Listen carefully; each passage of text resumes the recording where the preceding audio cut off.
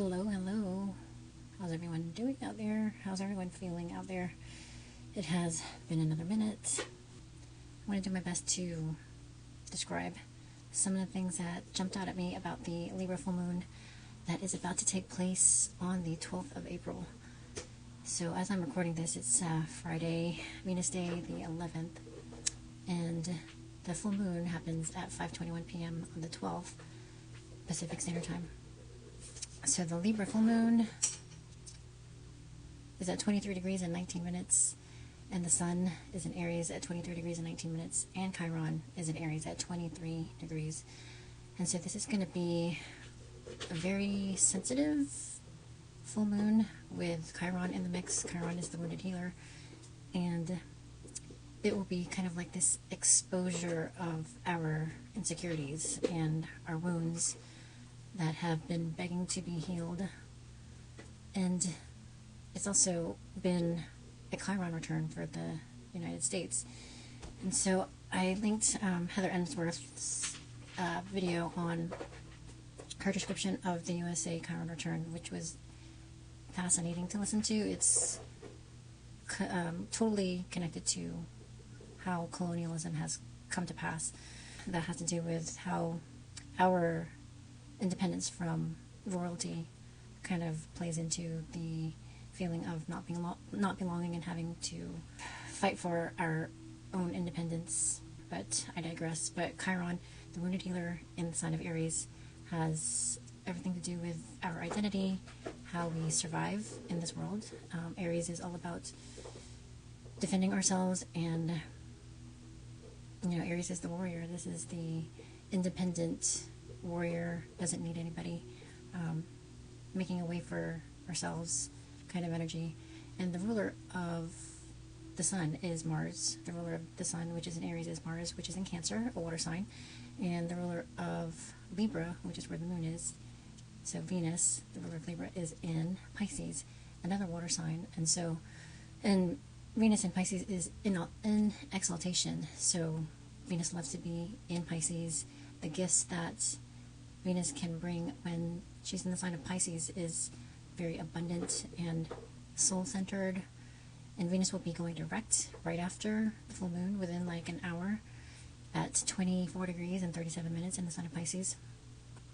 And so this is with the ruler of this full moon, so Venus and Mars, both in water signs. This is encouraging us to go within and follow our intuition and trust how we feel about these opportunities, everything that's playing out in the world. Like, trust your instincts, trust your gut, trust your intuition rather than what you hear. And so to do that, we have to be really quiet. We have to tune out the distractions. And the fact that Saturn is in the mix at 25 degrees and 55 minutes, which is in a sextile to Uranus and Taurus, they are allowing these situations and opportunities and events and these blessings that we could be receiving to really take shape. And with Saturn, this is asking us to use our spiritual discernment to determine whether these events, these blessings, the people that we are engaging with, if they are going to actually help us evolve and move us closer to our dreams and our visions, or if they're going to keep us in this like comfort zone or this false sense of safety where it's familiar to us, but it's not exactly helping us evolve or allowing us to grow and expand. And that's another thing with this full moon in Libra, is that it is stretching us to really feel into the situation rather than going by what we hear. And with Mars in Cancer at 28 degrees at the time of the full moon, this is making a square to this, a T-square to this full moon. And so we're being emotionally guided to take action, but we have all this support in the Pisces and Aries area where we can trust our instincts and move forward, and then also integrate the archetype of Libra, which is like diplomacy and finding a balance between body and spirit, and this in between, like Libra is a air sign, so this in between space, in between Earth and the ethers, is something that we are learning how to balance. And I mean, I don't know about you, but this past couple of weeks, with all of the concentration of energies in this area of Pisces, which is right on top of my Mercury and Sun, has been a lot to deal with. Like, there's been a surge of social activities and information and opportunities and goals and like things to think about and do, and ducks to align, and it can be overwhelming. And with Saturn, Saturning, this is limiting our bandwidth. This has been definitely taking a toll on my energy levels, which has played out in a physical form too, like having this like density in the lower back area and rendering me like horizontal, just wanting me to keep a heating pad on my back, and like not being able to attend like Zoom meetings. Like I can't be on Zoom horizontally. I don't know, that just doesn't I mean, it's an invitation for me to like just relax and rest. And that's the thing that Saturn does in the sign of Pisces, is it makes you use your discernment to make sure that your energy is being used in a spiritually aligned way, making sure that these opportunities and these projects and these blessings that you're receiving is going to bring you toward your personal goals and visions, and help you evolve and break out of this stagnancy and stretch your spiritual muscles. And easier said than done, but this is exciting times for us to be alive. So I mean, it's all in preparation for these big shifts that are about to take place, with Uranus moving into Gemini and Jupiter moving into Cancer. These are going to make beautiful aspects to Pluto in Aquarius and Neptune in Aries that will allow us to really take advantage of that like spiritual encouragement to pursue those goals that will allow us to serve the greater collective. And we don't know how that's going to look. It's hard to really kind of lay out an outline for every step of the way, but that's another thing with all of these energies in Pisces surrounding the North Node, is that heroic surrender is required right now. It's at that level of surrender where you will be rendered like useless if you don't submit, if you don't like just close the laptop, get off the screen, look at the sky, connect with nature, remove yourself from the matrix and schedule in those times of solitude and silence and meditation. That's another thing that has been a regular routine, mixing it up with different forms of meditation. I mean, I have a Gemini 6th house, so that, for me, that allows me, or that makes me want to try different varieties of rituals and health routines. So I'll have like several different types of meditation practices, which I can share a few below. But yeah, this is a stretching of our mind, emotions, intuition.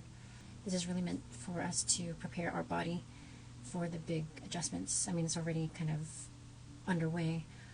The more we can get used to laying down our arms and really resting and truly surrendering, the more we can receive messages and the gifts. And there's a couple of interesting Sabian symbols that I also wanted to mention. The full moon at 23 degrees Libra, we round up to 24. So the moon at 24 Libra is a third wing on the left side of a butterfly. And so this could be considered like a very, definitely awkward kind of energy, but also weirdly magical. I mean, I always use the expression of deliciously absurd or absurdly delicious, which is this kind of like wild, who knows what can happen kind of energy. And that's because Uranus has been making aspects to all of these planets, and in the sign of Taurus, which is a fixed sign, like really shaking things up that have been fixed, that have been our source of stability. And Uranus is the ruler of Aquarius, and so Aquarius energy is unconventional and unexpected and, delightful surprises. And with the aspects that Uranus is making to all of the Pisces planets, Venus, Saturn, Mercury, and the North Node, these are weird, magically weird times that we're living in. So this can be a very uncomfortable energy to navigate through. But if we can kind of picture ourselves whitewater rafting, where we're going along with the waves and the rocks and just like going with the flow in our little raft, then we can enjoy the ride. This is going to be a bumpy ride, but at the end of it, this is going to be weirdly magical, deliciously absurd. It might seem very unnatural, but what we had been doing in the past was not for our highest potential. And something else that reminds me of the Sabian symbol is how autistic children have this beautiful telepathic sense and like ways of communication with higher realms.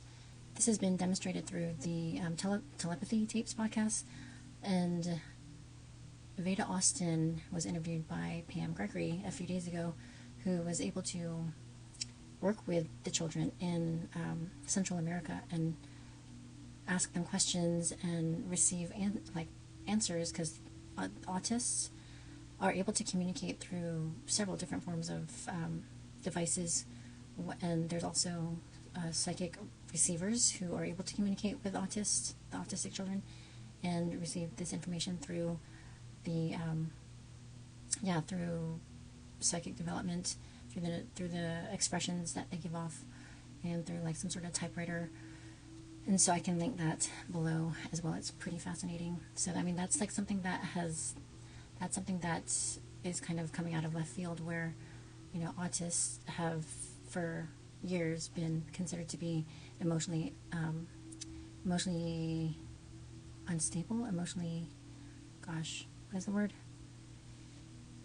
challenged. Like autists have been considered to be emotionally challenged for decades, and come to find out they are highly intelligent and operate on a whole other level, like in a whole other dimension. So we can, that's like something really magical that we can expect more of. So I expect to have our minds blown, and like everything's pretty much reversing. Like we are reversing the reversed in so many different ways, so many beautiful different ways. And then also the Sabian symbol for Venus in Pisces at 24 degrees, rounding up to 25, is the purging of the priesthood, which I connect this to releasing any kind of attachment to being told how to connect with God or the higher realms, rather than listening to people who are telling us how to feel and what we should do. We are using our own inner guidance and our own intuition and trusting how we feel, rather than being told how to feel and not believing what we're hearing, but believing what we're feeling. So that's kind of how I see the purging of the priesthood. And while we're at it, the Sabian symbol for Chiron at 24, reading for the 24th degree of Aries, an open window and a net curtain blowing into a cornucopia. So the opportunity for healing is available to us. An open window and a net curtain blowing into a cornucopia. So this is like the fruits of our labor, and as I see it, as a exposure of what is needed. So that is also the same Sabian symbol for the sun in Aries. So a lot of opportunities and blessings of healing is available to us. This is a cardinal full moon, and cardinal signs, Aries, Cancer, Libra, Capricorn, like to make decisions. And so with these aspects of tension where there are energies in Aries, Cancer, and Libra, there can be a kind of like conflicting ways of going about making decisions. And so that's where the pressure comes from, is, you know, how to go about making these lifelong decisions. But yeah, just tune out the distractions and connect in with nature. And like, the silence is golden. Silence is golden and worth harnessing. It's just a good idea to take it easy right now. I mean, give yourself a lot of grace with the adjustment period that we're in. Like, it's natural for us to kind of have these cravings for comfort. So, you know, if you're like gluten-free and you haven't had bread in ages, and then you find yourself like craving a freaking egg sandwich or something, if you find yourself craving a Philly cheesesteak, you know, like, as long as the ingredients are pure and wholesome, like aka non-GMO, then why not? You know, like, I know where some people are practicing Lent, and Lent is almost over. But yeah, as human beings, we are meant to experience everything that this planet has to offer. And with the moon in Libra, it's all about balance. You know, like, just moderation is the key. So yeah, those cookie cravings, those, you know, comfort foods are part of the process. So allow yourself some indulgence. It's all about balance. So hopefully that was helpful. Hopefully that made sense. And if you are curious about how these energies are affecting your chart, definitely hit me up, and I would be happy to dive into it with you. Until then, hope to see you on the next one. All the best. Ciao.